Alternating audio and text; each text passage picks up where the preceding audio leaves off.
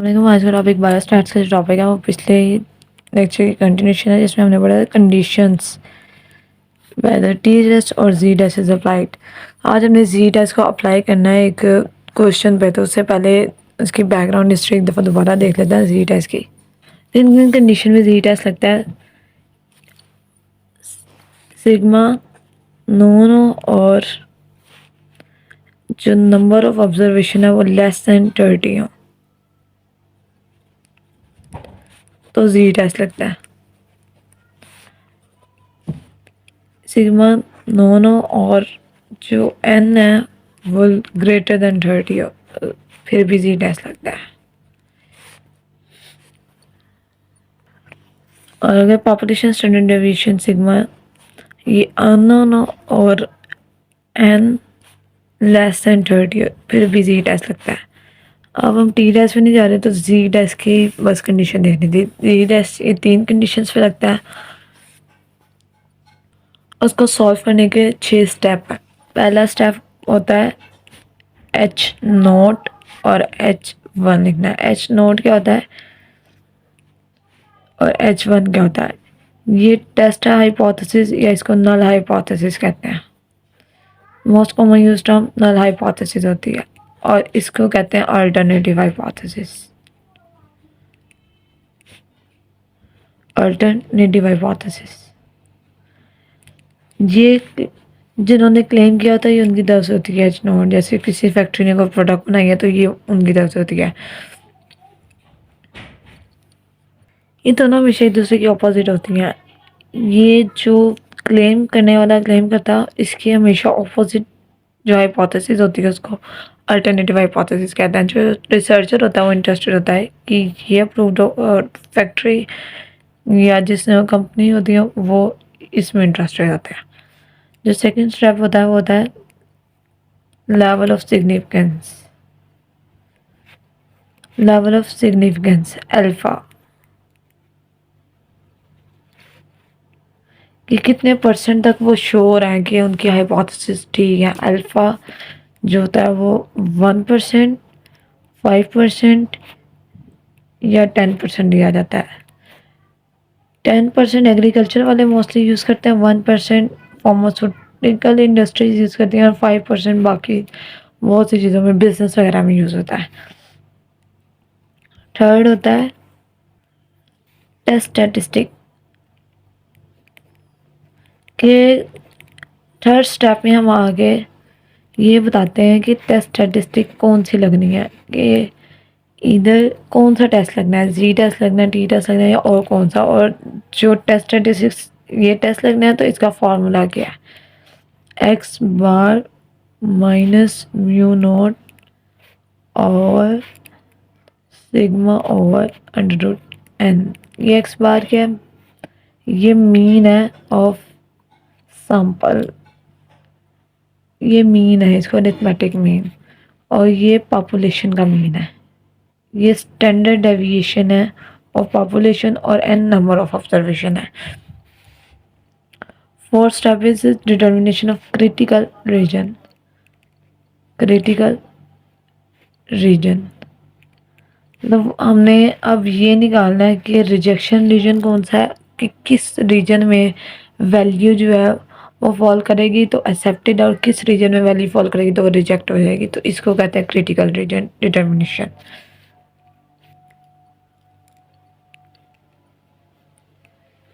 ये हमेशा लेस है या इक्वल टू होता है एंड अल्फा बाई 2। इसकी वैल्यूज टेबल में गिवन होती हैं।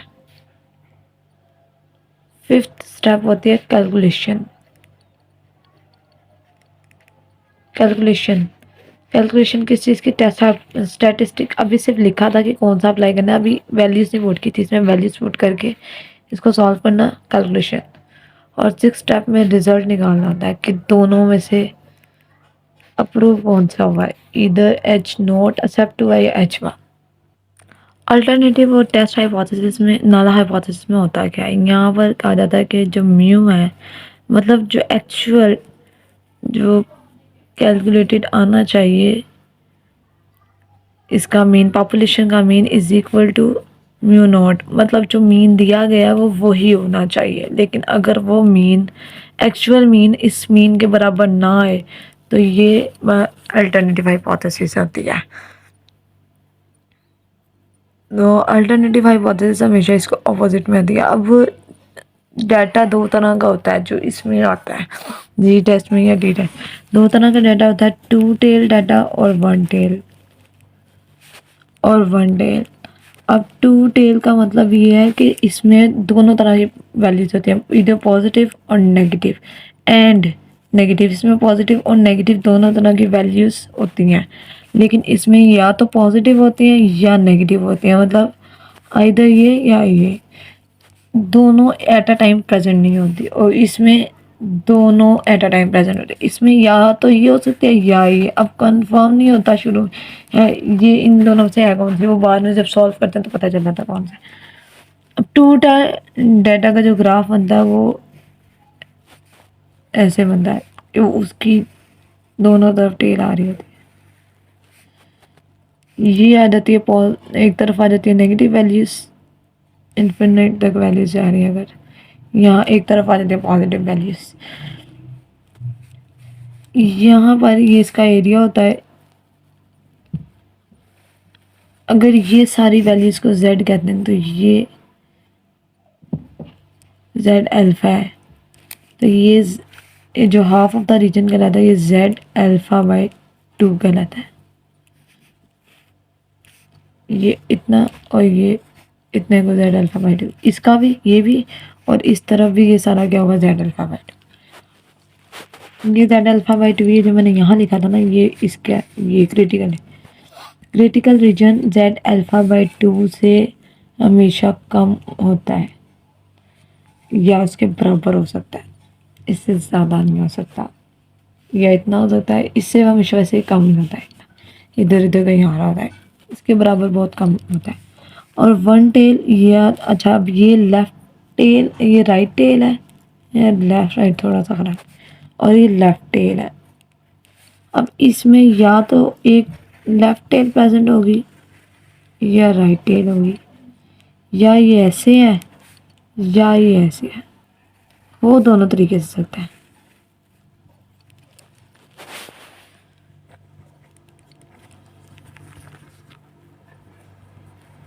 और इसमें दोनों में डिफरेंस पता कैसे चलता है कि ये इसका लिखा हुआ है, यहाँ पर जो एच नोट होता है उसमें एच नोट और एच वन, इसमें म्यू नोट होता है ना, वो डायरेक्ट इज इक्वल के साथ लिखा होता है कि ये इज इक्वल टू 80 है, और ये मतलब कोई भी यहाँ पे लिखी जा सकती है, और ये नॉट इक्वल टू 80 है, 60 है, कुछ भी।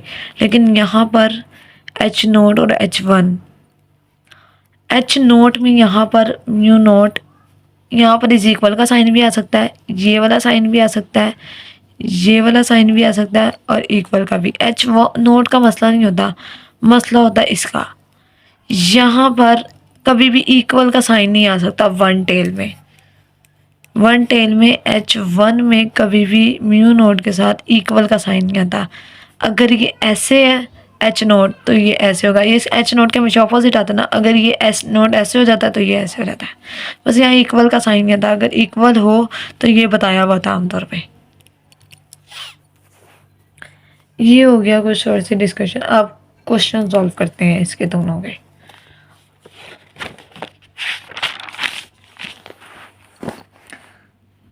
A random data sample of n observations is equal 25 observation का डाटा दिया हुआ है, विच गिव्स द मीन, उनका मीन भी दिया हुआ है, डाटा नहीं दिया हुआ, उसकी बस स्टेटमेंट है 83 है, और म्यू नोट दिया हुआ है, खुद ब खुद पॉपुलेशन का वो दे दिया है, पॉपुलेशन का मीन इज इक्वल टू 80, और पॉपुलेशन का स्टैंडर्ड डेविएशन 7 है। Can this sample be regarded as, क्या इस सैम्पल को हम रिगार्ड कर सकते हैं regarded as draw from a from a normal population के, किसी नॉर्मल पॉपुलेशन से लिया गया और साथ ही विद अल्फ़ा की वैल्यू बताई गई है इज इक्वल टू 5%। अल्फ़ा 5% या 0.05 एक ही बात होती है।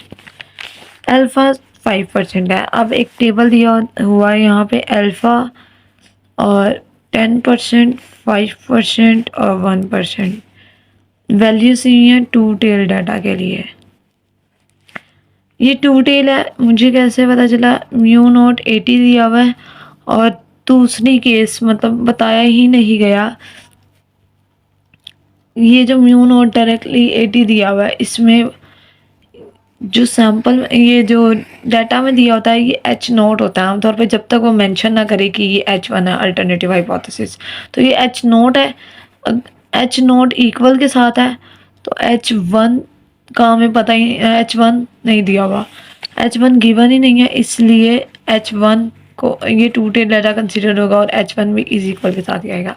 अगर वन टेल होता तो इसके साथ कोई ना कोई लेस देन ग्रेटर देन का साइन होता या H1 दिया होता विद ग्रेटर देन या less than. Two tail data इसमें plus minus 1.64 plus minus 1.96 plus minus 2.58। First step है H नोट और H1। H नोट दिया हुआ mu naught is equal to 80, तो जाहिर बात है इसके उलट ही दिखना है कि हमने 80 के बराबर नहीं है। दूसरा alpha level of significance choose करना, वो ऑलरेडी क्वेश्चन में दिया हुआ 0.05 या 5%। थर्ड काम है टेस्ट स्टैटिस्टिक्स, तो यहाँ पे देखें जी टेस्ट लगेगा या टी टेस्ट। सबसे पहले तो सिग्मा नॉन है और एन जो है वो लेस देन 30 है, तो ये क्या हुआ जी टेस्ट की पहली कंडीशन, तो जी टेस्ट एप्लीकेबल है। अब टेस्ट स्टैटिस्टिक्स में जी टेस्ट आ गया is equal to minus mu naught x bar minus mu naught over sigma over under root n. Calculation यहीं पर नहीं करनी, अगले स्टेप पे, फिफ्थ स्टेप पे यहाँ पे क्रिटिकल रीजन निकालना है। क्रिटिकल रीजन इक्वल, अब क्रिटिकल रीजन असल में अल्फ़ा की वैल्यू को कहते हैं। अल्फ़ा की 5% भी क्या वैल्यू है? प्लस माइनस 1.96, ये इसका क्रिटिकल रीजन है। फिर स्टेप है कैलकुलेशन। कैलकुलेशन में वैल्यूज पुट करें जाए, ये 83 माइनस म्यू नॉट 80 है, ये 7 है और अंडर रूट 25, ये हो गया 3/7/5। ये 5 जो भी चीज़ तीसरे बटे में होती है वो ऊपर वाली चीज़ के साथ जाके मल्टीप्लाई होता है। 3 × 5/7 टू 15/7, 7 2 14, 2.14। अब ये देखना है, अब ये जो हमने कहा था क्रिटिकल रीजन क्या है, ये 1.96 से छोटा या उसके बराबर होना चाहिए। अब ये तो उससे बड़ा आ गया, तो मतलब जो हमारी नल हाइपोथेसिस है वो गलत साबित हो गई है। नल हाइपोथेसिस सही कब साबित होगी? जब ये value of C lies within, इससे कम या इसके बराबर आ जाए क्रिटिकल रीजन के, तो फिर इसको एक्सेप्ट कर लेंगे। अगर इससे बड़ी आ गई तो ये रिजेक्ट हो जाएगी, मतलब H1 एक्सेप्ट हो जाएगी।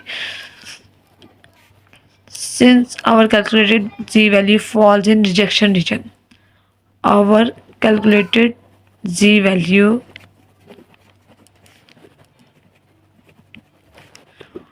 falls in rejection region, so we reject हम रिजेक्ट करते हैं नल हाइपोथेसिस को। H नॉट और H1 इज एक्सेप्टेड। मतलब एक को रिजेक्ट करना है तो दूसरे को एक्सेप्ट भी करना है। इसका ग्राफ अगर बनाना चाहें तो टू टेल ग्राफ, ओह ये भी ऐसे ही आंदा, बस वो यहाँ पॉजिटिव वैल्यूज इधर कहीं, इधर नेगेटिव वैल्यूज आ रही है, इधर पॉजिटिव वैल्यूज हैं। अभी यहाँ कहीं कंसीडर कर लेता हूँ 1.96 है, नेगेटिव में, और इधर कंसिडर कर लेते हैं 1.96 है पॉजिटिव में। ये इसके दरमियान का जो रीजन है ये सारा क्या कहलाता है, acceptance reason.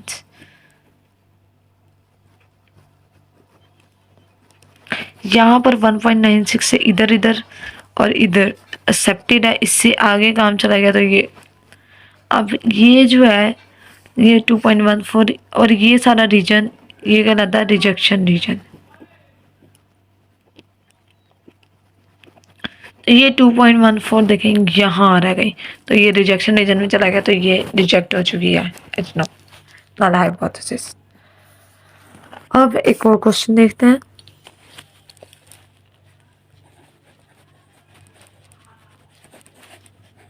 If the test hypothesis मतलब नल हाइपोथेसिस कहती है म्यू नॉट कितना है, 31 है, सिग्मा स्केयर मतलब वेरिएंस, पॉपुलेशन का variance is equal to 70 is the size of, and if the sample of the size मतलब n दिया हुआ ये is equal to 13, give x bar is equal to 34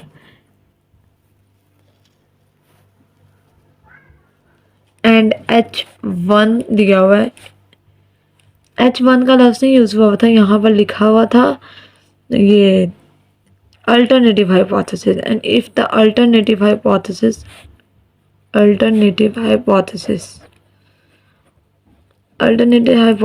कह रही है, म्यू नॉट ये 31 से ग्रेटर है and use alpha is equal to 1%। तो अल्फ़ा की वैल्यूज हुई हैं 10% पे, 5% पे, 1% पे, ये गिवन होती हैं। वन टेल डाटा है, वन टेल कैसे है, क्योंकि जो h1 है वो ग्रेटर देन और लेस देन के साइन में आ रहा है। Greater than less than sign ना आए तो या तो कोई greater than less than written form में आ सकता है, एक्सीड, रिड्यूस, मतलब कोई भी ऐसी चीज़ जो ग्रेटर और लेस को शो करती हो, ऐसे लफ्ज़ भी इस्तेमाल हो सकते हैं। तो इसमें plus minus 1.28 plus minus 1.645 plus minus 2.33। अब यहाँ पे प्लस माइनस क्यों लिखा हुआ है, एक लिखा होना चाहिए था, वन टेल डाटा है, लेकिन प्लस माइनस यहाँ इससे लिखा हुआ कि वन टेल डाटा डिस्क्राइब नहीं किया गया है कि वो पॉजिटिव वैल्यूज़ में वन टेल डाटा है या नेगेटिव वैल्यूज़ में वन टेल डाटा, इसलिए तो हमारी जो वैल्यूज़ होंगी हम उसके अकॉर्डिंगली यूज़ कर लेंगे। वन टेल और वन टेल और टू टेल में सेम रहता है प्रोसीजर, बस h0 और h1 को लिखने का तरीका बदल जाता है, बाकी हाइपोथेसिस की टेस्टिंग वगैरह सब कुछ सेम रहती है, मतलब स्टेप सेम है, बस पहला स्टेप थोड़ा डिफर कर जाता है h0 और h1 में। अब यहाँ पर h0 दिया हुआ mu naught is equal to 31 is equal to 31 हो जाए या लेस देन ग्रेटर देन, यहाँ पर डिफरेंस इधर से असल में पड़ता है, ये कह रहा है कि ग्रेटर देन होना चाहिए 31 से। दूसरा स्टेप है अल्फ़ा कितना 0.01 या 1% चूज़ करने का कहा गया। तीसरा जी टेस्ट लगेगा, क्यों, क्योंकि n नोन है, सिग्मा स्केयर दिया हुआ है, इसका मतलब सिग्मा दिया हुआ है, सिग्मा स्केयर इज इक्वल, इसका अंडर रूट लेंगे तो फौरी तौर पे सिग्मा आ जाएगा, जी टेस्ट ही लगेगा, minus mu naught over sigma over under root n। Fourth में क्रिटिकल रीजन निकालना है, क्रिटिकल रीजन प्लस माइनस 2.33, और फिफ्थ स्टेप में कैलकुलेशन करनी है, एक्स बार क्या है, x bar 34 minus 31 over sigma दिया हुआ नहीं है तो इसको एक मिनट ये म्यू नॉट ओवर ये सिग्मा स्क्वायर है ना का under root divided by n का अंडर रूट, तो इन दोनों को इकट्ठा कर दें, over sigma square over n का और अंडर रूट, ये मैथमेटिक्स का रूल है कि under root a over under root b is equal to under root a over b.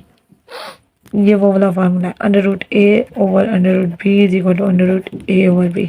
और यहाँ पे हमने ये क्यों किया, क्योंकि सिग्मा था नहीं, हमारे पास सिग्मा स्क्वायर था। यहाँ पे या तो डायरेक्टली पहले इसका स्क्वायर अंडर रूट निकाल दे और यहाँ पे पुट कर दिया जाए, एक ये तरीका या दूसरा ही है।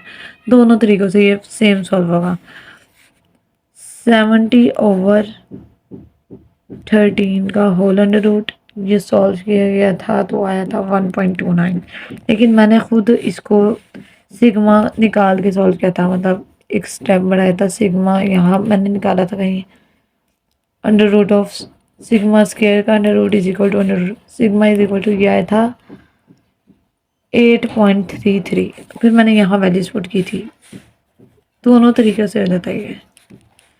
34 minus 31 over 8.33 over under root of 13, ये तीसरे बटे में, ये ऊपर जाके 3 under root 13 over 8.33 1.29। Six result क्या है, 2.33 क्रिटिकल वैल्यू, उससे कम ही है वैल्यू, तो मतलब ये एक्सेप्टेड है। Our calculated Z value fall in acceptance region. Calculated Z value falls in acceptance region, so we accept H naught. So we accept H naught, और H naught अगर accept हो गया तो H1 लाजमी बात है रिजेक्ट हो चुकी है। यहाँ पे पॉजिटिव में वैल्यूज आई हैं, तो ये राइट टेल थी असल में। अब सॉल्व करने के बाद ही पता चलता है टेल कौन सी है। राइट टेल है यहाँ पे, ये बनाया जा सकता है चेक करने के लिए अगर ना समझ आ रही होगी। ये 2.33 है यहाँ गई, और ये आगे चलता जा रहा है ग्राफ, पॉजिटिव में है ये। तो जाहिर बात है ये सारा एक्सेप्टेंस रीजन है, ये रिजेक्शन रीजन है, और 1.29 यहाँ कहीं आ जाएगा शायद, तो ये एक्सेप्टेंस रीजन में आ गया। So that's why H note जो है एक्सेप्ट हो चुकी है।